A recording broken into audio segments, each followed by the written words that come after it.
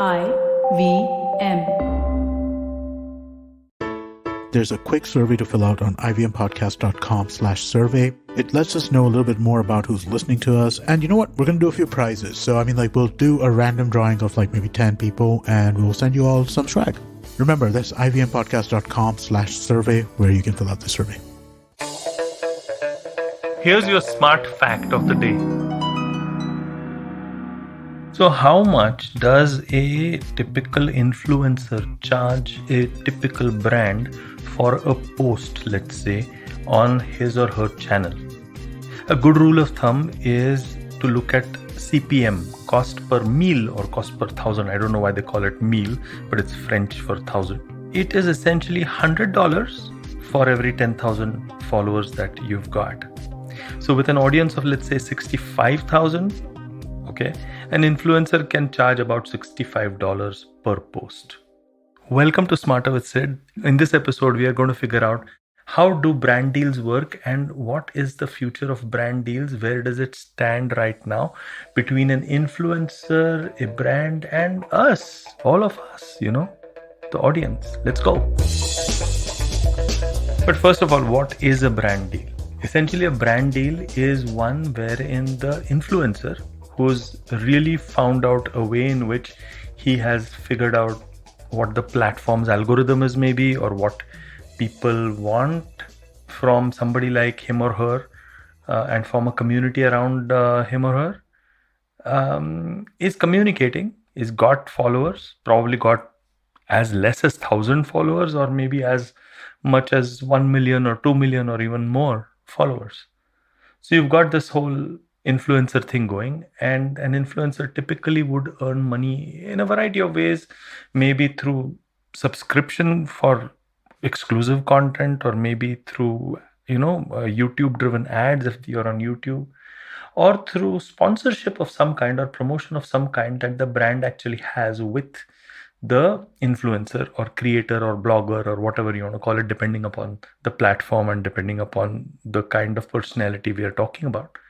And that by itself is called nowadays, very fashionably indeed, a brand deal, right? So let's just know what we are talking about. So in these days, a brand deal is really interesting. So if you go to a very typical influencer, whether it might be a stand-up comedian like Danish Seth or Saurav Ghadge Wines or anybody else, right? You can take your pick. You'll soon understand what it's about.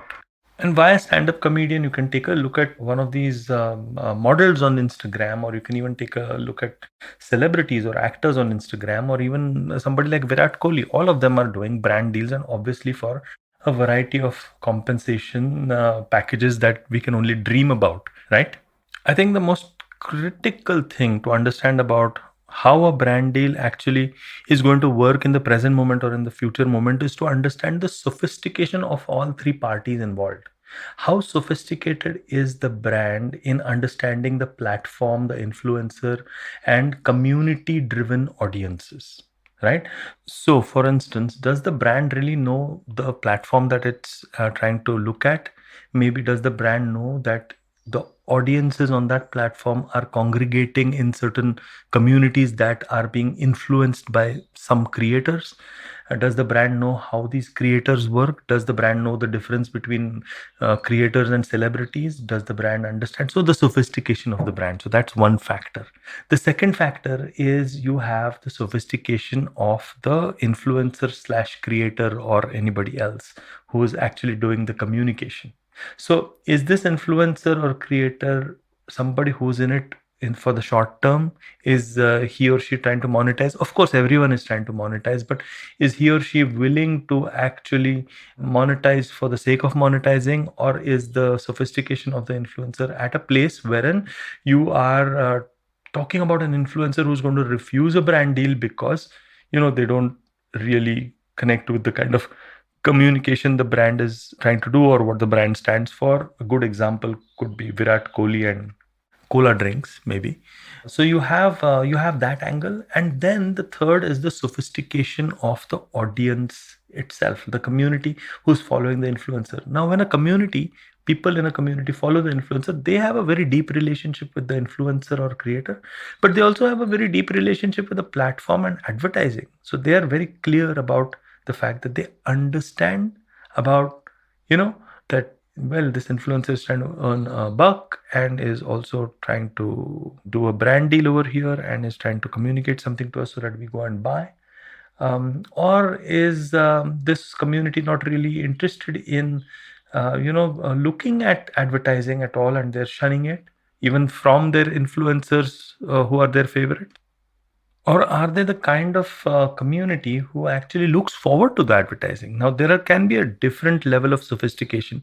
All these levels of sophistication lead me to think about what Seth Godin had talked about, which is permission driven marketing. Permission marketing is what he used to call it. Now, Seth Godin must be smiling away when he sees the way in which the world has evolved according to the vision that he'd seen. Now, all of us are taking permission from each other to market to each other. The audience or community is giving permission to the brand and giving permission to the influencer. The influencer is giving permission to the brand. The platform is giving permission to the brand as well as influencer. Everyone's gaining. The audience is gaining trusted source of information from the influencer about certain products that they might like, etc. So nobody's getting gypped from this perspective. But the level of sophistication means that the traction that the brand deal and its resultant communication is going to have is completely based upon our understanding of this underlying sophistication. What do I mean by that? I mean that if you see the really successful influencers and the way in which they are communicating about the brands that they're endorsing, they are doing it as if it is part of their own content stream. So the lesser the difference between the regular content that Danish Seth puts up, or a Saurav Gadge Wines puts up, or any other YouTube unboxer puts up, and the brand deal, you're going to find a better traction. The second is, if the influencer is actually upfront about the fact that, hey, this is my sponsor, and there is a certain level of relatability, genuineness, which actually allows the brand to also appear as genuine and kind of sorted in the eyes of the audience.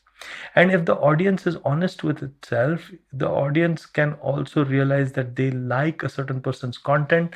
That person also has to survive, and that person is somebody that they adore, so they won't mind a little bit of a brand deal here and there. So this underlying level of sophistication is what makes this world work. But what is this telling us? This is telling us that the regular advertising driven approach, I would say, is not really going to work in the future, wherein we want more. We want more from the brand's communication perspective. We want more from the influencer. We hold them to high standards and values. And we want more from our audiences as well, which is okay, help this ecosystem survive. Otherwise, go behind a paywall, maybe. So this seems to be the brave new world that we are getting into, and especially with all the challenges related to advertising the conventional way, which is about putting up an ad and then subjecting it to new privacy rules and ad blockers, and so many other impediments. We might see the brand deal driven communication and advertising, which is what it is essentially, or promotions, rise in the years to come. I think that there's still some time before people get pretty bored with it, but right now I think it's on its upswing, and my prediction is that it will remain in an upswing sort of situation at least for the next 3 to 4 years.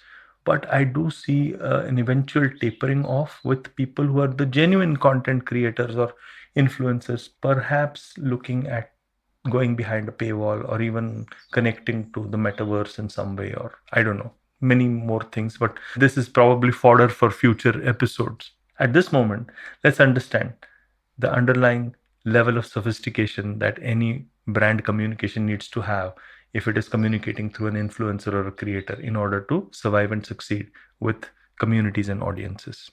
I hope you liked this episode of mine with me. Smarter with Sid is what we are trying to get. Even I'm getting smarter. So much of research I have to do with all of these podcasts. The research that I do, I try to figure out what the first principle is, and I try to share it in a nuanced way as much as possible without losing the essential simplicity of it. So it's a bit of a balance that I need to maintain, and I hope you like this approach that I'm taking. And if you like this approach, do like and subscribe to this podcast.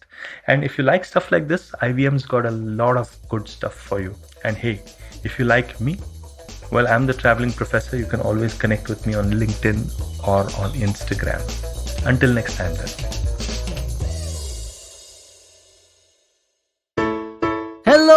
Hello. It's been another great week on the IVM Podcast Network. On The Habit Coach, author Aparna Piramal Raje shares with Ashton 7 mental health therapies. The Simplified Gang discussed the Tata Group's recently released super app.